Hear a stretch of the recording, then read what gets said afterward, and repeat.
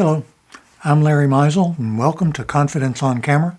This is my secondary channel that I use to practice improving my performance and getting used to the idea that there's no feedback.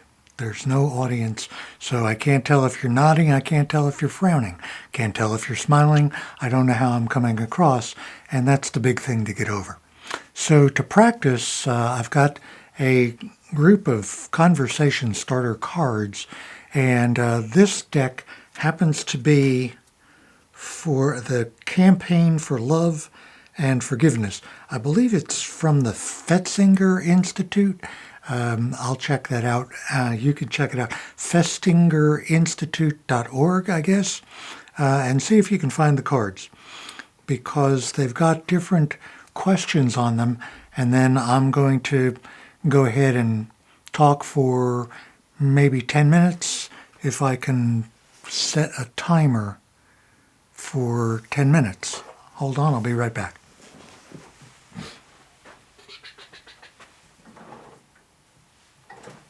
Yeah.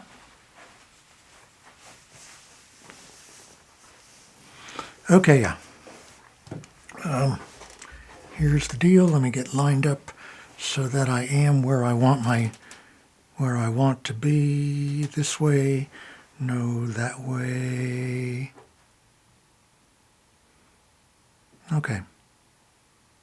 That's it. Okay, so hopefully you're still with me and haven't clicked away by now. As I'm getting started on this, like, they say that most people decide whether or not to keep watching in the first 30 seconds. So if you're going to click off before I'm done, do me a real big favor and just take a moment to jot down why you're leaving early, and give me your ideas in the comment section so I can get some feedback, so you can help me learn how to get better at this stuff, okay? Now, for the timer to start, to go for 10 minutes, start the timer, put it over here out of the way, and get the cards to kind of cut the deck a little bit to make sure that what I'm going to get is a random card. Randomly chosen. What are some physical symptoms associated with an inability to forgive? Recall a time when you experienced one of them and the cause of it. Physical symptoms. I can think that the main cognitive symptom is ruminating and overthinking. Ruminating and thinking through the problem is a characteristic that most people have, is to think about the problem in order to think about solving the problem. But when you get stuck in a loop that just keeps getting in your head to keep you from becoming solution focused and just complaining focused. So that's one thing. But what's the physical symptom of unforgiveness? Balling up my fists, tension. Physical symptoms of tension. Being unforgiving is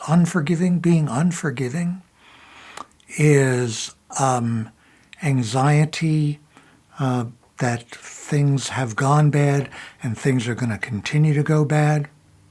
So to notice tension, wherever there's anxiety, there's muscular tension.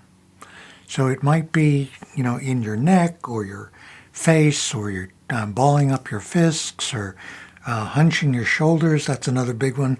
And so when I notice muscular tension, I notice I'm getting tense because I'm anxious. There's a perceived threat. There's a thought and feelings that something bad is about to happen. There are going to be some negative consequences. A lot of times you might not even know what the negative threat is, but you just feel it in a vague sense that something ain't right. Or, let's see, what other physical symptoms? I don't really notice, but unforgiveness is also associated with increased heart rate and increased blood pressure. Although, unless you're like really going into panic and having heart palpitations, it's real hard to notice increase in heart rate. And blood pressure is, like they say, blood pressure is a silent killer. You don't notice that you have high blood pressure until you start to have some of the physical maladies that go along with blood pressure.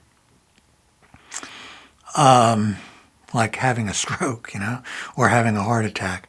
By then it's too late. But the blood pressure has been there and building. What other physical symptoms? Fidgeting. Fidgeting and nervous energy.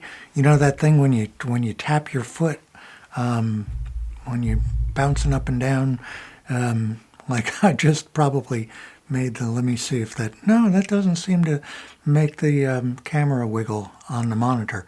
But yeah, nervous tension, fidgeting, and foot tapping is I guess, along with unforgiveness is anger, which is being emotionally aroused, and the fidgeting and tapping goes along with, they call it an energy leak, where you start showing physical symptoms that if other people are paying attention, they can tell even if your tone of voice and you're remaining calm on the outside, but the person sees that foot going, they know they're getting to you. So you might want to be aware of that. Another sign of anger and unforgiveness is a thing that I fidget with is I'll start folding a piece of paper, and I'll continuously fold it, and keep folding it in half and fold it in half again. And I'm kind of displacing my anger and my unforgiveness onto that piece of paper, because if I'm in front of the person that I'm not forgiving, I want to disguise it. So I'll start taking it out on the piece of paper. Let's see, what are some of the other physical symptoms? Touch, taste, maybe dry mouth. These are all symptoms of anxiety as well as unforgiveness. But I'm making anxiety and unforgiveness and anger are all part of the same sort of thing. So your physical symptoms are going to coincide with signs of anxiety. So physical feelings, taste, dry mouth, vision. A lot of people, you get the term tunnel vision. You start narrowing your perspective, and you get emotionally and physically honed in on just one spot. Rather than when you feel like you have a lot of options and you're feeling relaxed, your peripheral vision widens up so you can see more possibilities. Unforgiveness is focusing on just that one thought of the harm that was done to you. Physical touch, taste, smell, olfactory hallucinations of smelling things that are not really there, which olfactory hallucinations is also a sign of brain damage. When people have had closed head trauma, a lot of times they'll start smelling things that aren't really there. And I guess if the trauma that the feeling of offense, being harmed, it gets very, very severe, I guess it's possible that you might start to smell things that aren't really there. Narrowing vision, tunnel vision, hearing. Yeah, you get to, a lot of times you get zoned in, and so like with your peripheral vision, your vision becoming narrow, you also might not hear things that are going on around you because all your attention is getting focused on that one thing that harmed you. What was it? I was just thinking of another one. A physical symptom. Well, ruminating, having the same thought over and over. So, physical symptoms. Sight, taste, smell, touch, hearing. Oh, headache. Tension headaches. When you're mad, when you're angry, when you're anxious, when you're unforgiving. Let me check on the time. How much time have we got? Well, we're down to a minute. So let me conclude by giving you a wonderful definition of forgiveness. And there's a book by a psychologist named Robert Enright called Forgiveness is a Choice. And he says that forgiveness is making the choice to let go of anger and resentment that you have a perfect right to. You have been harmed, and it's okay to be angry. But anger is a miserable feeling, and it's not hurting the other person. Anger and not forgiving, they say, is like holding onto a hot coal, waiting to throw it at someone.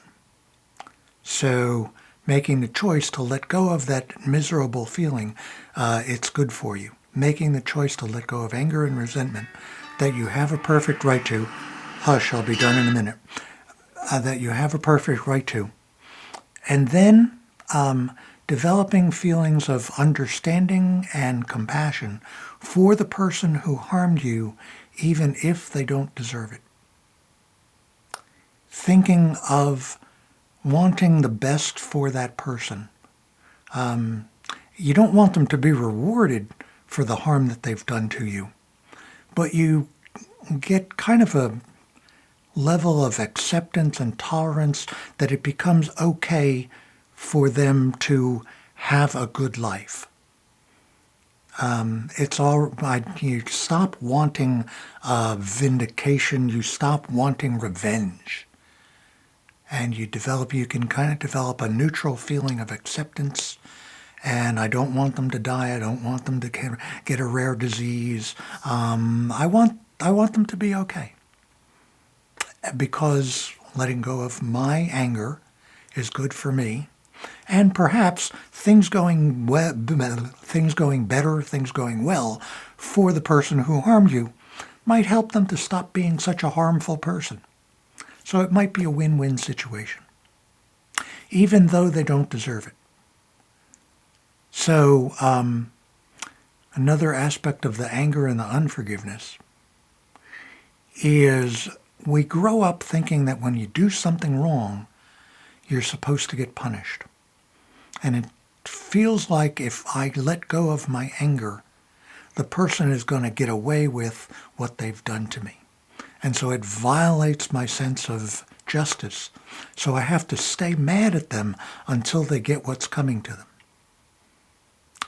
And actually, even if they get what's coming to them, it's not going to change my life. There might be some feelings of vindication, but I still have to go to work. I still have to get up in the morning.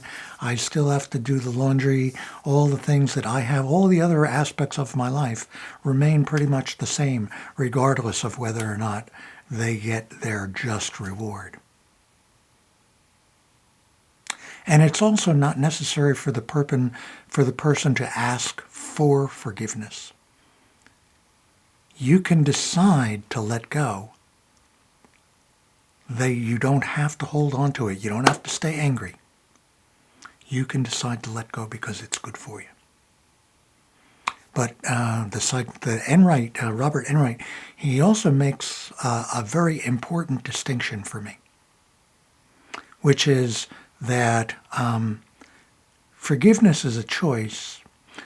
Reconciliation is getting back into a relationship of mutual trust. And if the person who harmed you is still harmful, then trusting them, getting back into a situation of mutual trust, is not advisable.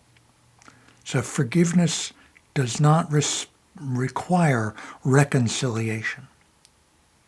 Reconciliation is getting back into that situation of mutual trust. And reconciliation, forgiveness does not require reconciliation. You don't need to be friends. But reconciliation does require forgiveness. To become friends, to get into a mutual situation of mutual trust. The more you can be forgiving, the better that relationship is going to be. So I've gone over 10 minutes. I hope I've been engaging. I know I've been genuine. I'm really saying this, I'm almost getting to the point where I can imagine you being behind the camera and having a conversation, hoping that you're mentally engaging and interacting with what I'm saying. So drop a reaction, give me some feedback in the comments section, and I will see you in the next one. Thanks for watching.